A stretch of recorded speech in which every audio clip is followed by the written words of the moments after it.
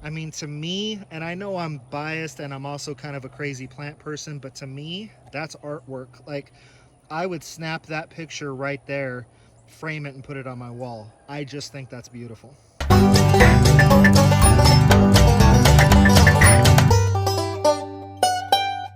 Hey y'all, it's Chris with Rockin Farm, and I'm out here in the garden right now. I just got done taking a huge load of scrap metal and trash to the recycler and the transfer facility that's kind of closest to us.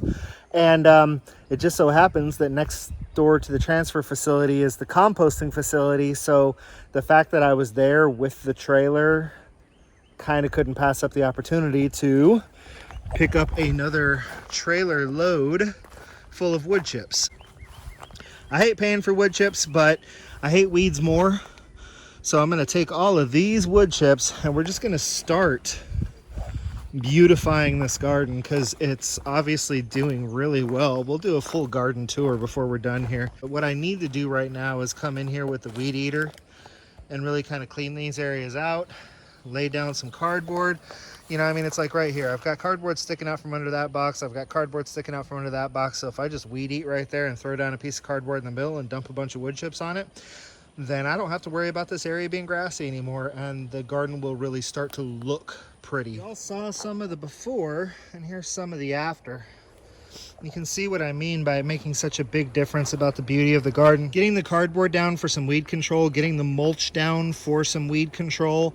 The cardboard is a biodegradable weed blocker. The mulch is a biodegradable weed blocker. So we're amending the soil here around our beds. And the thing is, it's not like I just want good soil in my beds. I want good soil all around my beds because I want earthworms to come in and I want beneficial nematodes to come in. And if all of this soil is beautiful and healthy, then that's going to encourage all of those beneficial insects and other good biological creatures to come in and start taking over my garden, basically. So it's nice. It gives you good clear pathways. It also gives you a little bit of cushion when you're walking around out here with old knees and an old back.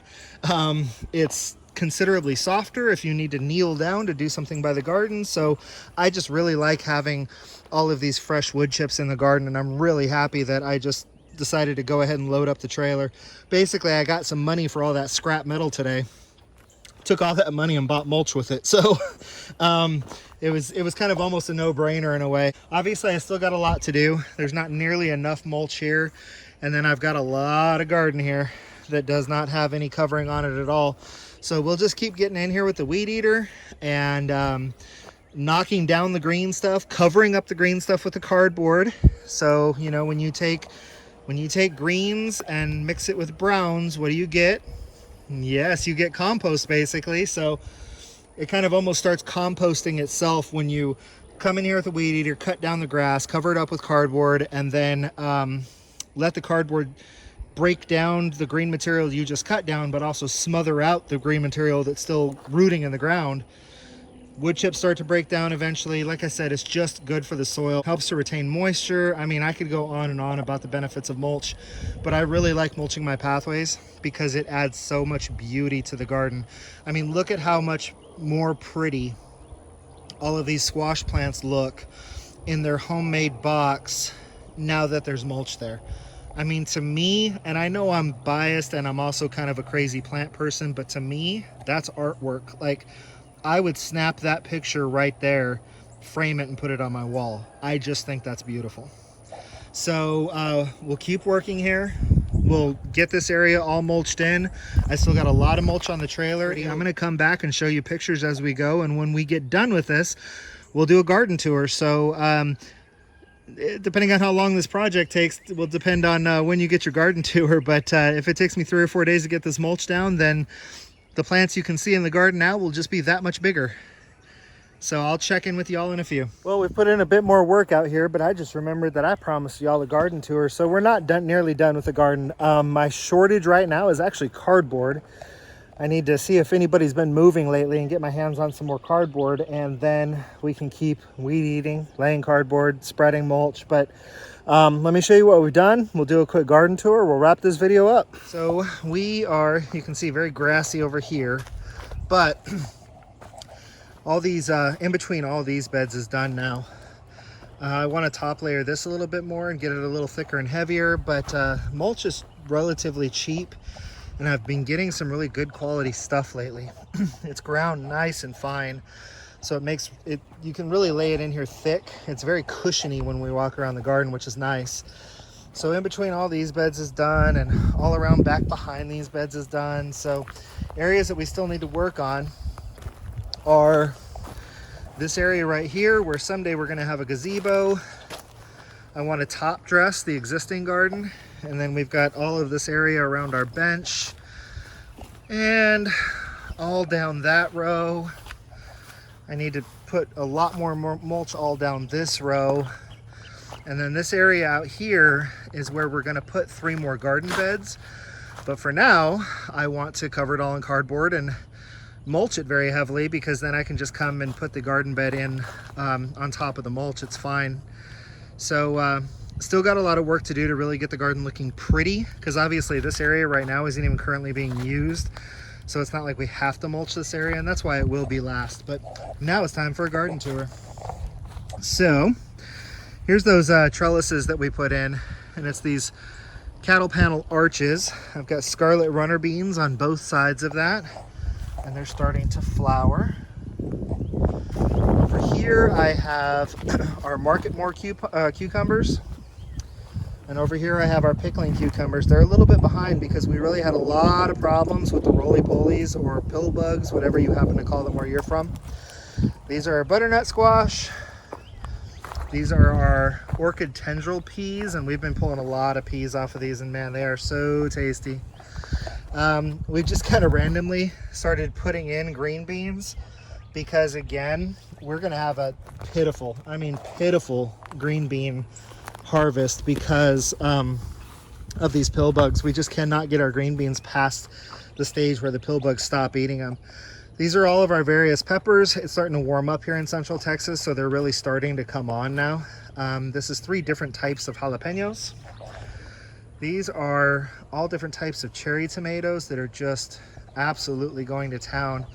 They're already as tall as the fence, and they'll start draping over the fence real soon here. Those are my Cubanelle peppers. These are the ones that are in the shade. They're doing well. And here is a lot more of the cherry type tomatoes. I've always done really well with cherry type tomatoes in buckets, and as you can see, they're doing great. What'll eventually happen with them, believe it or not, is that the holes that are in the bottoms of the buckets, the roots will just keep going down into the soil. Alrighty, let's come down this row. So these are those yellow scallop squash, and back behind those on the fence are some tomatillos that are doing really well. My nasturtiums are still doing great. I love these things. If you guys have never eaten nasturtium, they're fantastic. Got a lot of different types of tomatoes here. I've got my Amish paste, and then I've also got my Roma tomatoes. And man, we've been doing so much pruning on these things, it's ridiculous, and they just keep coming back. You can see what I mean about a pitiful excuse for any kind of a green bean harvest this year. It is what it is. We'll get it figured out next year. Got some fairly good sized green beans on this side, but like 3 of them. This is all my okra, really starting to come in now that it's getting hotter. These are the solar flare tomatoes here. Looks like I've only got one Carolina Reaper that's really doing well. And I've got another one that looks like it might make it. Onions are all doing fantastic. This is a chamomile bed. You can see a lot of chamomile coming in. This is a dill bed, and there's a lot of dill coming in as well. Here's our basil bed, 2 different types of basil in there, and the 1 carrot that survived. This is just absolutely gorgeous. If we never got a piece of fruit off of this mound of green, I would still be happy because it is just so pretty. But I've got 2 different types of squash here. I've got yellow zucchinis, and let me see if I can find us and Mexican gray squash. So those are two squash varieties that do well for us and we really enjoy them. The walking onion bed is doing really well, and they're actually starting to set some of the top set onions on them. Our asparagus beds are looking great. They've all gone to fern because this is a first year asparagus bed, but we're just going to let those keep ferning out and keep creating crowns, and hopefully next year we'll harvest a little bit of asparagus. I've got all of my melons here behind my trees. So those are kajaris that are all doing amazing. And these are actually kind of a mystery cantaloupe that we just really enjoyed the flavor of, so we harvested the seeds last year. So I really don't know what we're gonna get out of this cantaloupe. All of my trees are doing absolutely amazing. So this year, when they go dormant, we'll actually get them into the ground. And hopefully next year we'll have some really pretty trees. We did get our sweet potatoes planted. So these are the Murasaki sweet potatoes. They're a purple skinned sweet potato with a white flesh. They're just awesome. I really like them. Dewberries are going crazy. None of the berries ever make it inside the house because my 4-year-old eats them all. All of our various herbs are doing absolutely amazing, including our marshmallow. And this mint is doing exactly what I want it to do, which is whatever it wants to do. So it's just really spreading across this entire corner. But as you come over to this area, you can see that it's really starting to shape up and look quite beautiful. A garden is really just as much about aesthetics for me as it is for providing food. And I know a lot of people might scoff at that, but I need a peaceful place where I can come and take care of my health so that I can continue to work hard at growing food and providing for my family. So the aesthetics are very important to me, so that I have a place that I can come and relax and be happy and smile and just keep going. So that was a very quick garden tour. I know, probably way too fast. We'll give you much more focused and in-depth garden tours as we start to harvest. But I just kind of wanted to give you a little bit of an update on some of the progress we've made. And as always, until I see everybody again, be happy and live healthy.